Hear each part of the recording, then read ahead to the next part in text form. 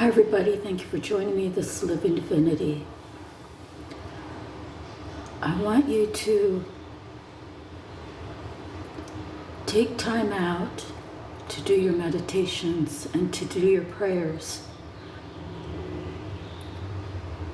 The shift has begun starting today.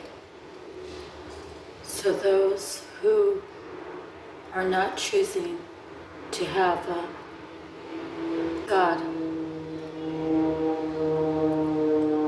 making their path for them, or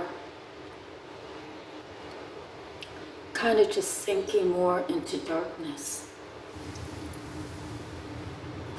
we can pray for them, but only they can choose what's right for them.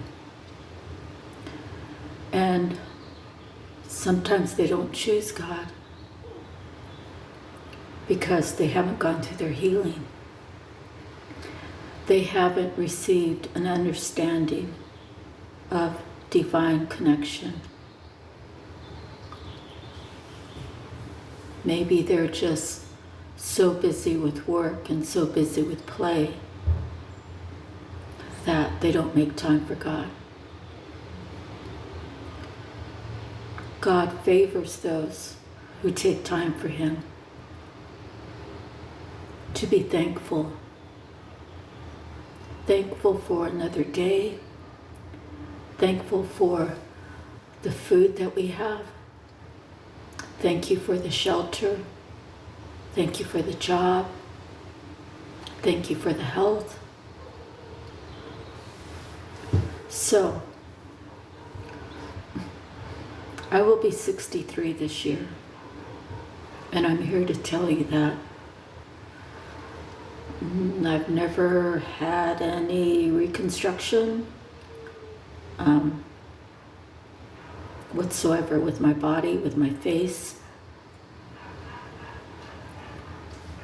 And the reason why I look so young is because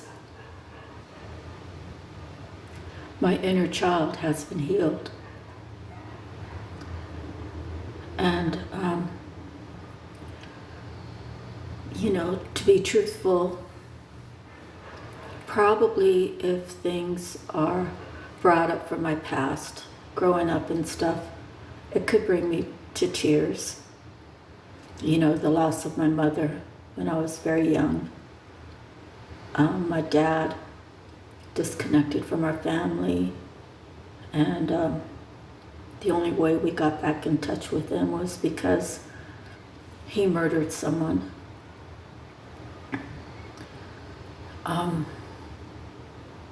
My life has not been easy, but I was blessed to have such a beautiful grandmother who stood in her power, who spoke of God with just about every sentence she ever said. She taught me a lot of good things that over the years has really helped me. And it's through her prayer that I am here today. Her connection with God. I believe that my grandmother sits high near God. I believe my grandmother is an angel of protection, an angel of love and compassion. We need to be forgiving, even though maybe we don't choose to have a certain particular person in our lives, but we need to forgive them, and forgive ourselves for whatever trauma that was put upon us. And it's been a journey. every job that I ever held, I always put my best foot forward. And I love to learn, so that was probably the reason why I didn't stay at a job too long, because there was no growth. So I've worked as like a little secretary. I've worked in the service, received an honorable discharge. I've worked at a gas station, a laundromat. I've worked through temporary services. I've worked at UPS. I've worked at Lowe's and Home Depot. I had my real estate license. I worked at vacation rentals. I worked at a shipping company. And my last job was working with who now is my ex-husband, doing remodels. So we had to learn as we went along. And we were always fair. We were always mostly upright. And I say mostly upright because, well, kind of at the end, my husband at the time, he was really heavy into his alcoholism. So that's kind of what turned us upside down. And I stayed in there for 16 years, and I kept hoping that things would get better. I kept praying that things would get better. But you see, he had free will. And God spoke to me, and he said, if you walk away and have a clean cut, I will give you a new life. I will restore all the years that you lost. I will make you healthy again. I will give you a youthful appearance. I will open doors for you. And I just need you to stay committed to our connection, to be thankful for the trials and tribulations, because God was preparing me for this. I had lessons to learn. I had to realize my self-worth. I had to learn to put myself first.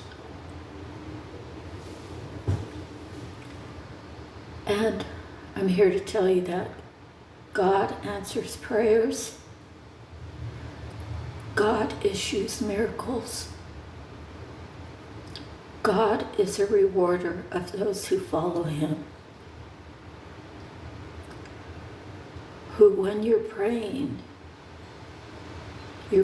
from a heart space. You're praying from deep in your soul. You know, you could write down a prayer and just read it and not really have the feel with it. Do you think God's going to answer that prayer? You give your soul to God so that it can never be sold to the devil. And when God touches your heart and you see the miracles that happen in your life, there's no way you can not see what you've already seen. There was a time when I asked God, I was like, hey God, I'm getting ready to go and walk the dog. Can you show me a sign? I walked right out my front door and I saw a rabbit kind of in a leaping, it was kind of in a leap, but it was a cloud in the sky. I'm an avid cloud watcher. I've seen hearts in the clouds. I've seen what appeared to be the door to heaven in the clouds. I've seen so much in the clouds. I live by having the purest heart possible. So what happens is people love me at first. They love my energy. And then something happens where they become jealous and they become, not everyone, but just saying that kind of like I'm here to try to awaken people. So if my spirit is bothering someone, that would mean that they have some sort of demonic attachment to them, and it's supposed to make them choose. Do I choose to be jealous, or do I choose to be inspired? So unfortunately, I would say that with having God within me, there are people who chose the dark side, and there's people who chose the light side. And sometimes people become obsessed. They want to see what I'm doing. They want to hear what I'm saying. And my Facebook page is open, completely open. But I'm very careful on what I put out there. Of course, speaking of positivity, speaking of compassion, forgiveness, awareness, discernment, your higher self, your inner child, those are all things that we all have within us. Those are things that God gives us the tools. Before we were even born here, we have everything that we need. And what happens is when we're born, we take on our parents' rules, we take on people we meet at school, we take on just different beliefs from different people, and we forget who our inner child really is. So, we have to be mindful of our words, because our words are powerful. Our words are like spells. So if we wish someone harm, then know that it's going to come back to you. If we wish someone well, know that it's going to come back to you.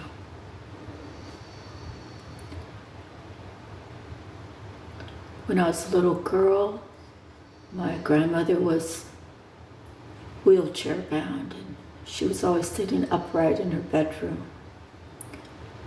And I said, "Grandma, let me look in your eyes." So my right eye was looking in her right eye. And when I pulled back, I looked at her face. I said, "Grandma, you have hardly no wrinkles. Grandma, your skin's so beautiful, your cheeks are so rosy." And I said, "Grandma, you know what I saw in your eyes?"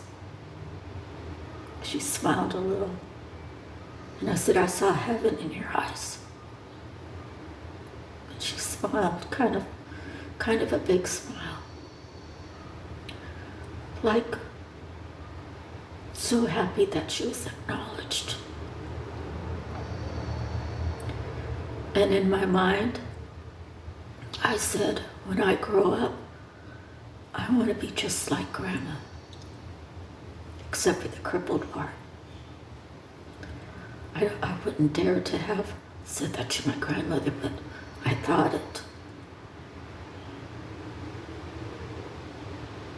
So I'm here on this journey to help the mass wake up,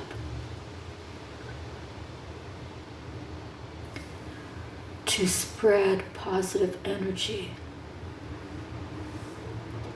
to have people remember that love is God, and God is love.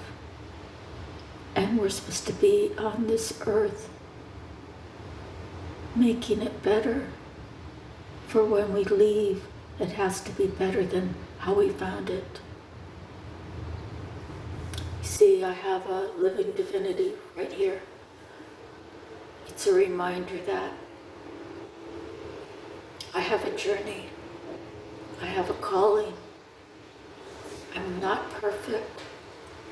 Sometimes I need to take a break. And energetically speaking, I am so blessed to be so protected. But sometimes I do need to take a rest and regenerate. So I wanted to share a little part of my life with you. And if I could just ask you, if you feel my energy, if you feel the connection, if you understand the message, please subscribe and share. And when you do this, God will bless you. He will bless you for sharing a little story from someone who comes from a little town, who's been around for 60-something years. And if you believe that I speak the truth, then please subscribe and share. God bless you all, and I send you healing energy of love. Love is what will heal you. Love is what will give you peace. Love is what will protect you. Love is what will guide you in the right direction. Remember, God is love and love is God. And that's the truth. Thank you. God bless.